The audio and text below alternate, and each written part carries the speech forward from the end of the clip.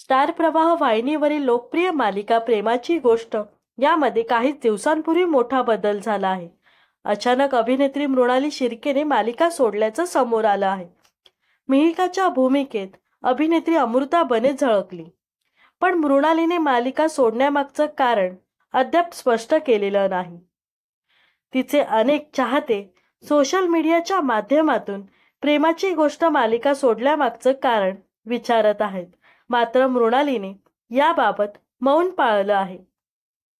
तर आता नव्या मिहिकाने म्हणजेच अमृता बनेने नवरा शुभंकर एकबोटेसाठी नुकतीच एक खास पोस्ट शेअर केली आहे।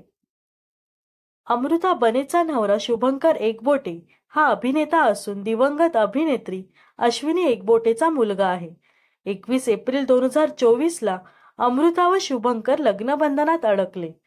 पुण्यात मोठ्या थाटामाटात दोघांचा लग्न सोहळा पार पडला होता।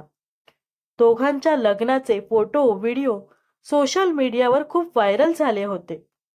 तर आज शुभंकरचा वाढदिवस आहे, त्याच निमित्ताने अमृताने त्याच्यासाठी खास पोस्ट लिहिली आहे। अमृताने शुभंकरचे काही फोटो शेअर केले आहेत। पहिल्या फोटोमध्ये बालपणीचा शुभंकर पाहायला मिळत आहे, तर दुसऱ्या फोटोमध्ये अमृता व शुभंकर एकमेकांना मिठी मारताना दिसत आहेत। तर तिसऱ्या फोटोमध्ये शुभंकरच्या मानेवर एक स्टिकर लावला आहे, ज्यावर बेस्ट विशेस लिहिले आहेत। हे 3 फोटो शेअर करत अभिनेत्रीने लिहिलं आहे की तुझा जन्मदिवस आणि श्रावणी सोमवार एकत्र, वा भारीच योगायोग, आणि त्यात 30वा वाढदिवस, क्या बात। तिशी ओलांडल्यानंतरही मला माहिती आहे की तू अल्लड आणि निर्मळच राहशील, म्हणजेच आशू आईच्या भाषेत नादिष्ट, आणि बाकी सगळं समोरासमोर बोलू। वाढदिवसाच्या शुभेच्छा जोडीदार। अभिनेत्री अमृता बनेची पोस्ट चांगलीच चर्चेत आली आहे। चाहत्यांनी शुभंकरला वाढदिवसाच्या शुभेच्छा दिल्या आहेत। या दरम्यान प्रेमाची गोष्ट या मालिकेच्या आधी अमृता बने सन मराठी वाहिनीवरील कन्यादान मालिकेत झळकली होती।